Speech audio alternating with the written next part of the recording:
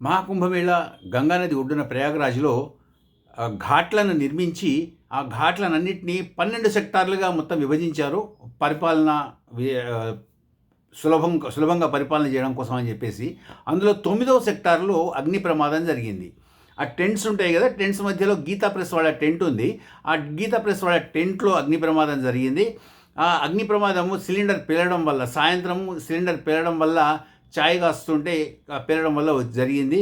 అది మొత్తం అన్నీ బట్టతో కూడిన టెంట్స్ కాబట్టి ఒకదాని నుంచి ఒకదానికి చాలా ఈజీగా అవి పాకిపోతూ ప్రతి ఆల్టర్‌నేట్స్ టెంట్‌లో కూడా ఏవో సిలిండర్స్ అవి ఉండడం వల్ల పేలిపోతూ పెరిగిపోయే ఛాన్సెస్ ఉండడంతోటి కేవలం 4-5 నిమిషాల పరిధిలో అగ్నిమాపక దళం వాళ్ళు వచ్చి ఆ మొత్తం ఆ ప్రమాదాన్ని కంట్రోల్ చేశారు.